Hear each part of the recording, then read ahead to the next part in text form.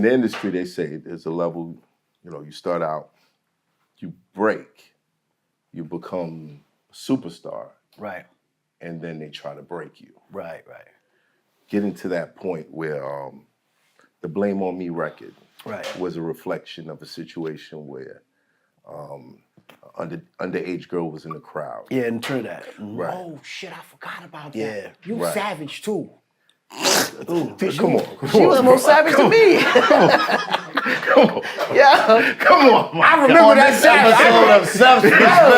This episode of Self-Perspective. She was more savage than me. She Right. beat me. She beat me in a dirty whining contest. Like, she tore my ass up. No. Right. So, What was savage was allegedly. Right. no, she tore my ass up.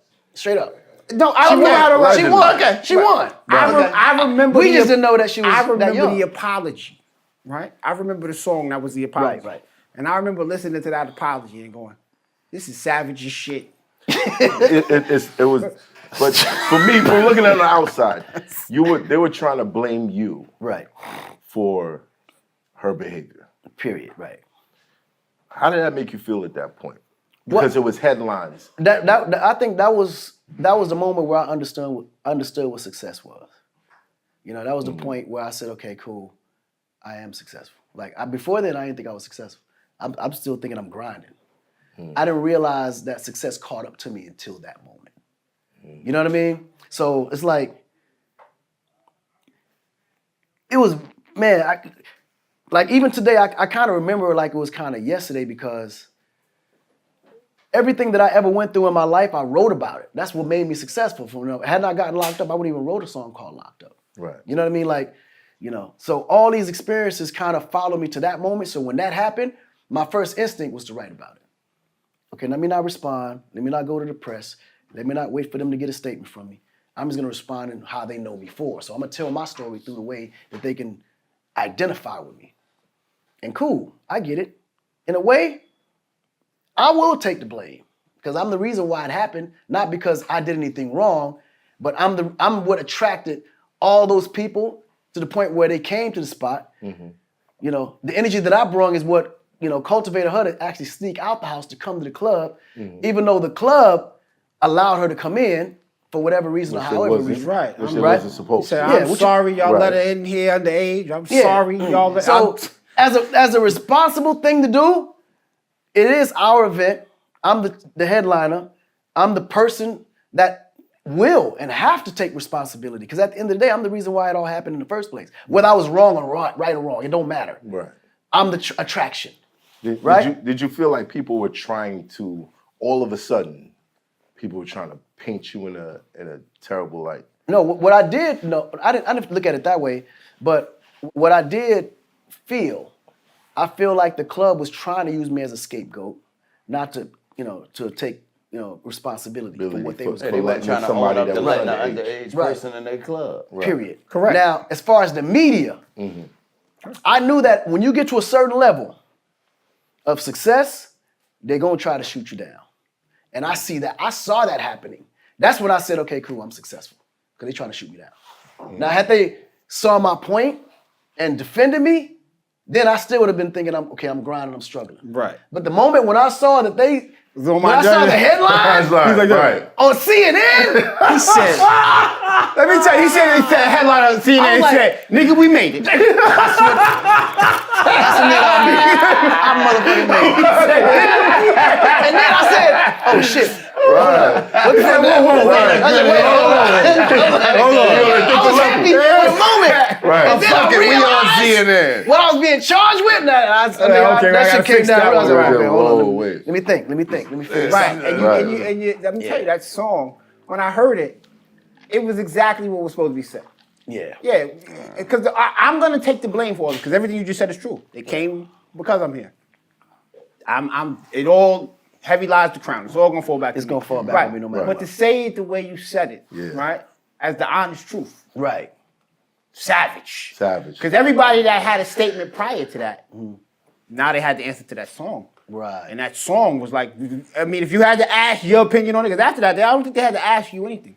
I don't think after that, I think it pretty much died out. I never did press. Right, never did press for it, right? Never did press. Never commented or spoke on it ever. It died right after that song. Because it was like, when I heard the song, I was like, niggas is quiet. All right, cool, right. Because it was a savage. And the ill thing is that because you made a song, the press had to promote it. Had to promote it.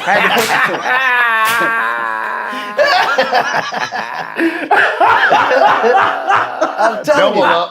That's crazy. always the best response, man. On CNN tonight. God gives you a gift for a reason. Right. And you always have to turn to that gift when you're in a position where you don't know what to do. Go to that gift, it's gonna get you out every time. And it's interesting because every time Ye got in a situation, I'd be like, nigga, write about that shit. Right. Because he can win every time. You know how many hit records Ye would have if he wrote about all them situations? Look right now. He put out an album, niggas forgot that nigga was the Nazis 6 months ago. Yeah, that's what I'm saying. Nigga had that KKK shit. That gift will get you out is every time. amazing. Right. That gift will get you out every time. Yeah. Because it touches you in a way that, confrontation won't. You know what I mean? Debating ain't gonna do it. Like once somebody got something locked in their head, or they grown to be a child and believe that this is what it is, you can't change their mindset. But when you got a gift that God gave you, it'll trigger something that'll make them be like, okay, wait, hold up, let me rethink this. Right. Because you're not no longer talking to the person now. You're talking to an instrument of God that's talking to you. You. You know what I'm saying? Where did you learn that? Yes, faith. It's all Faith? African, yeah. What were your conversations with Michael Jackson like? Oh, man. That nigga taught me so much, bro. Because I know after you got in trouble, he was like, hey, come over here. Come over here. Right. Can I ask you this? Did in the club now. Hold on. I want to know from somebody who knows Mike. Was Mike a gangster? Well, I wouldn't use Not the word say gangster. I mean, like, but because I don't believe Mike. Did he talk soft like that? Because we asked Teddy Riley, right? No, he don't talk to us. No. And Teddy Riley said was- to he got a us, regular no, voice. Mike got a regular He voice. got a He voice. just kept the high pitchness to keep his register. Put it this way. Mike knew when to turn it on and turn it off. He understood that this was entertainment. And he also understood the value of, like a brand. Right. You know what I mean? Because you got to think he was probably the most powerful man in the music industry. Not just as an artist, but also as a businessman. As a businessman, you on the Beatles catalog. Yeah. No, you don't. No, nigga, Beatles. More than that. He owned half of Sony. Right. Yeah, he did. Yeah. You know how big Sony is, bro? did. And that's just one investment. Right. We're talking one investment, bro. So that fragile, like agent, I like to call it, that was so he can be non-threatening to those that was threatened by him. You follow the Correct. position? His position is crazy, right? Like, he can't be the niggas we are, the rah-rah. He can't be the threat physically and then be threat financially. And then culturally? Nigga, that's grounds for assassination. Right, I was about to say they're gonna kill you behind all that. They would have took him out sooner. Way sooner. Because they got a video of Mike in the car. The girls was walking past. He said, "Oh, she looks nice. I like that. She's thick as a peanut butter sandwich."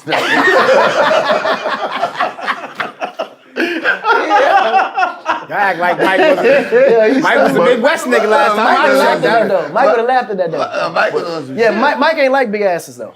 He ain't like big old booties. We had conversations like that. He said, I don't like big booties, I like palm size. Here on my opinion, you get the real facts about Get this. the real facts. You get the real. Mike wasn't. Mike didn't like a big ass like Mike could have had anyone he wanted. Like, Yeah. He could have had That's a any fact. size chick he like wanted. I got my own stories that I love about Mike. They said I Mike love beat Mike, up man. Tupac over Quincy Jones' daughter.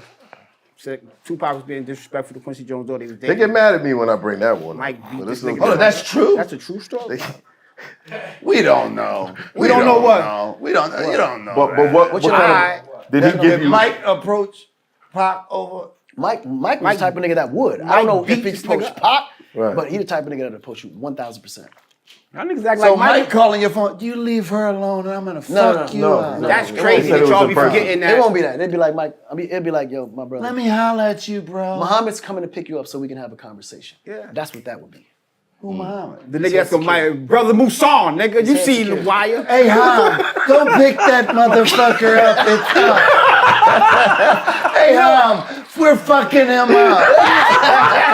You know what I wonder? I wonder do y'all remember that? This nigga's father was Joe Jackson and he had 5 brothers. No, I get it. He was I get it. This is a nigga I that didn't know will he had. fuck No, you I up. the youngest. First of all the stories is real. Crazy. It's real now. He had a security named Muhammad. It's real. Brother It's no Musa. joke when you got a security named Muhammad. But what were your conversations with Mike like? No, we used to have amazing conversations, like homie conversations like this, like amazing conversations. But the stories, man. It's on four. Yeah, Mike's stories on a Mike different comes level. to he was at Wonderland? It's 3 people in my lifetime that I met that tells the best stories on the planet. That's Michael Jackson, Quincy Jones, and Lionel Richie. Wow. They tell the best, bro. You will be stuck. Like they can write books and movies just on their stories of their travels. Wow. Like from the Motown stories to man. Can you give us one? They got stories. Yeah, I was about to say, Can you give us can you one? give us one? Just one? Nah. No, I'm talking about. We want an Akon story. Can we get an Akon story? Or just in that format of, just tell us one of the nights where you look at it like this, right? You come from where you come from, right? Right. You're Akon. You're in a situation where you come into the game, right? You drop the record that you wanted to drop. You got Styles P on the record, right? Now it goes boom. Now you out of here. You get to these places. Now you go from a R&B situation to a pop star. Right. What is a studio session or something? Just something legendary that sticks with you forever. A night that'll stick with you forever. But they all attached to those stories. Like that's the Michael Jackson story. Just think about that. Like Mike was one of those things that he was my idol. I think everybody in our He's generation. everybody's idol. He was my mom idol, grandma, everybody. He was everybody's idol. So me being in prison is writing my 10-year plan. And in everybody's plan, you're gonna write that one thing that you deem impossible, but you're gonna try your best to make happen before. If anything, if you reach half that, then you know you accomplished more than you ever could. I'm gonna meet Michael At Jackson. that top, it was I'm gonna work with Michael I'm Jackson. gonna work with Michael Jackson. And it happens in half the time. So at that point, nigga, I thought I accomplished everything there was to accomplish in music. That's the story. So you had it written down that you was No, gonna I work literally with. wrote a 10-year plan on all the things that I want to do leading up to it, from convict music all the way down to my pop label, Con Live, Con Touring, like all that. When the fuck Energy is, company, Hold on, because we about to get deep. all of that. What were your manifestation tactics? It's hot for trapper turn smack rapper. Only smack rapper that you know is smack rapper.